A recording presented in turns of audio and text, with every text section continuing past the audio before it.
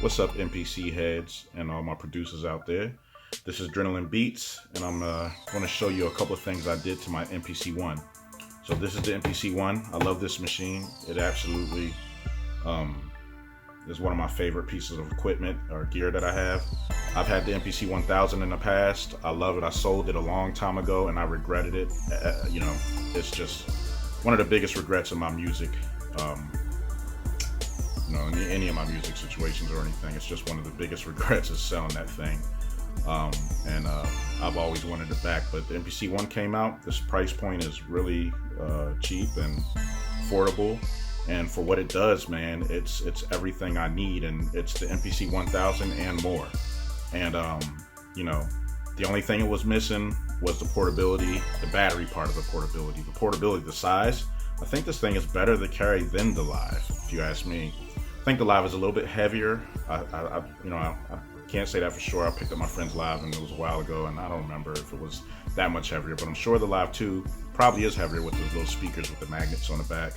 But this thing is a perfect square. It fits in my book bag perfectly, man. I mean, it's extremely light. Not extremely light, but it's light for a piece of gear that does this much. So the MPC ONE is my favorite piece of equipment. I love this thing. And like I said, all it was missing was a battery, but thanks to Hitbraniac, I checked out his video on this battery right here, which made the MPC completely portable. So I watched his video. He had a link. I bought this battery. It's 28 bucks on Amazon. I bought this cord as well. It's a shorter cord than actually comes with the battery. The battery comes with a longer cord, and I just didn't want to have something all bunched up like that and wrapping it and putting some zip ties on it and things like that. I just wanted something that I didn't have to do all that to. I could just kind of hook it on and just hook it right in. So this is that battery. There's a couple other things I've done to it, and just to make it more portable and just to make it more convenient. So I'll start with the stand. So this stand is a stand I got from Walmart. It was $14.99, I believe. It's the brand name is Omni, I believe, and it's just it looks aluminum, it feels aluminum, but I think it's more die-cast metal. It's extremely light too. It can stand in two ways.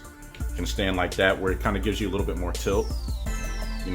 This is low, and then you flip it around, and this way, it raises the bottom up a little more. So it's not as much tilt, but it's raised up in the air a little bit. It's raised up in the air about 1 inch. I like it better this way. I had my choice to put it either way, and I choose to use it that way. So I'm going to show you what I've done with the stand in the MPC ONE. So as you can see, on the back of the MPC ONE is the same Velcro strips that are on here. They match up. So what you do is, and I was thinking I'll take this off and on, but I'll tell you what, since I put it on, I've yet to take it off. And because the stand itself is so lightweight and everything, there's really no need to take it off. It still fits in my book bag with the stand on there. So just to make it easier, I don't push all the sides that I've Velcroed. I just do that one and that one. So as you can hear, it's on there pretty tight. It's not coming off. It's got those strong Velcro strips on there. And I'm good. It still fits on my book bag like this, and it's portable with it. So now I have a stand. The only problem is these feet that stick up. So if you lay it flat down, it kind of points down that way. But now you take it out. You take it to the big studio you're going to plug in somewhere, and it's got a stand. You don't have to worry about an awkward position while you're playing or doing whatever. So that's the first thing I've done with it, is the stand. So I'll go to the battery now, and if you watch the Hitbraniac video, he kind of already went through this, but I'll go through it again. So once again, Velcro strips right here, Velcro strips on the battery, and this thing does not come off unless you take it off. It's very strong, very secure. I got the short cord, like I said before. I got the short cord on there, so you just put that in there like that. Take the legs out on the stand. Boom, totally portable. I'm ready to roll. Ready to go. So I drive a truck at my work, and I get breaks in my truck. Sometimes I take lunches in my truck. Sometimes I'm waiting on a customer or a contract, and I might be sitting there, so I might whip this out. And the way I'm with the steering wheel and everything, this battery on the side here is awkward. So what I've done is I've actually put some strips on the back here so I can connect it back here, and there. Now it's not even an eyesore anymore. But the stand is still 100% use, and there's no battery pack on the side. It looks like it's just running off of an internal battery, except for the plug sticking out right there. But you can barely see the plug, you know, what you're looking for. But yeah, so I do that as well, you know, so that works for me too. So I'm going to disconnect this. I'm going to disconnect this battery. I'm going to shut the MPC ONE down. And I'm going to show you another option I have just in case this thing runs out, which it really hasn't run out on me yet, but if it does, next I have this. This is my 20,000 milliamp portable charger, and same thing. I got this so I can just stick this on the back as well. Boom. Now it's on the back and you can't even see it, you know, and you're wondering now, well, you got a portable battery charger, but how are you going to connect it to the back of the MPC? Because this will not work. As you can see, this is USB, right? So there was another solution on Amazon that I found, and that is this thing, 5 volt to 9 volt. So yeah, you know, this battery power pack only puts out 2.4. And this thing converts 5 volts to 9 volts, right? So you would think it wouldn't work because it's 2.4, but I don't know what it is, man. It's a 20,000 milliamp battery. I don't know if it's because of that, but it actually does work, so I'll show you. So yes, this makes this thing extremely portable because you can even use just a portable battery, man. And I was reading instructions, and it suggested to use something over 2,000 milliamps. So if you are going to do this option, I would suggest that you follow the instructions and use something over 2,000 milliamps. So that's what it suggests. So there, that's plugged in, and voila, it still works. So for some reason, if this runs out, which it never has yet, or if I leave it at home, I'll always keep a portable battery pack in my book bag, especially this one. So as you can see, that works, right? Powers it perfectly. Once again, it's underneath, so it's not on the side. It's not an eyesore. Can't see it, you know. And on this one, the cord is so long, you will have to wrap it, you know. You will have to do a little cable management, and I just have this, you know. I got it from Comcast, so I just wrap this around the cables, and it's nice and neat, and I tuck it under. So that's all my power options for portability. Now I'll just show you one more thing, which is not a big deal, but it really makes it super convenient for me in my situation, because I this is a 2 terabyte Lacy Rugged. It's SSD, and it has this Thunderbolt. I like that style because I still have my MacBook, my older MacBook. It's USB-C. So once again, Velcro strips, right? Same thing, just boom. Once again, boom. So now I have my SSD, which, where is my, oh, you know what? I think I have my cord. So here it is, USB-C cord, right? So in this scenario, we hook this up USB-C and run it through there. Boom.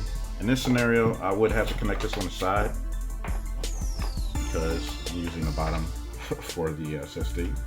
So once again, completely portable with my 2 terabyte SSD drive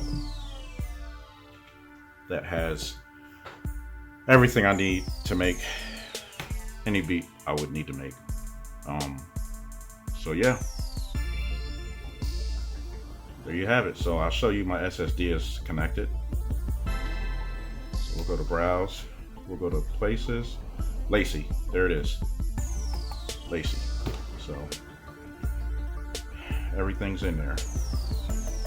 Yeah, so anyway, just wanted to show y'all, just in case someone wanted to explore some more options. And if you guys have any other options or any kind of workarounds or anything that I may need to know that is helpful to me or anyone else watching this video, just post it in the comments below. I do have a question I want to ask before I get out of here. On the MPC, does anyone know, is there a way that when you are in controller mode and you're hooked up to your computer running the MPC software and you're running third-party VSTs, is there a way that when you pick up your MPC and want to take it somewhere, is there a way to convert those VSTs or standalone or third-party VSTs to waves inside the MPC, so when you take it somewhere, you'll have the same exact, sorry, phone's ringing, it's annoying. You'll have the same exact beat with all the sounds in there. I've tried it, and it says, you know, these VSTs are missing, and it gives me some kind of code saying that, you know, they basically couldn't convert. With the Machine Plus, I've heard that if you are working with VSTs in controller mode, that when you want to pick it up and go on a go and you save it, there's an option to save it, and all the VSTs will convert to wave format immediately. So you will have all the sounds you played in the VST mode, I mean in controller mode, with the third party plugins and VSTs, or just the native instrument plugins, I guess. I don't know much about Native Instrument or their plugins, but from what I hear, when you save it, it bounces everything in the waves, and then you have everything. So if AKAI did that, that would be perfect. That would be like the perfect solution, man. Because I'll be honest with you, I don't even like using it in controller mode because it just entices me to use all the plugins, and I'm really a portable type of guy. And the only reason I would really hook it up to my Mac and use it in controller mode really would be to use the plugins. And if I can't work on those plugins in portable mode, in standalone mode, then I don't even bother. I just work with what I have. What I have done is I've been using the auto sampler and taking plugins from Nexus and Omnisphere and so on, Serum and all that, and using an auto sampler on this thing, which is pretty cool. It's an auto sampler mode on this thing you can use, and you can convert those VST sounds into key groups or instruments. I can't remember if it's key groups or instruments, but you can convert them and you can use them. Nevertheless, you can still use the VST sounds. It's just a lot of steps, you know what I mean? You have to do that for each sound, and I've done it for about 20 sounds, and I'm happy with it. But if I like, it's nothing like playing an instrument and then being done with it and then having it in your system when you take this somewhere and go into portable mode or standalone mode. It's still there. That would be great. But anyway, guys, that's going to do it for me. Like I said, this is Adrenaline Beats. I haven't done a YouTube video in, gosh, years, man. But anyway, I'm back. Like I said, comment down below if you have anything that could be helpful. And if you can answer that question I had earlier about the VST going into standalone mode, that would be very helpful. If anyone knows any workarounds or anything, let me know. Besides the auto sampler, I don't want to do that anymore. I want an easier way if there is one. Anyway, I guess that's it for me, man. I did an unboxing video for this thing, and I don't know if I'm going to upload it or not. But anyway, I will holla at y'all. See you next time on the next video. Out.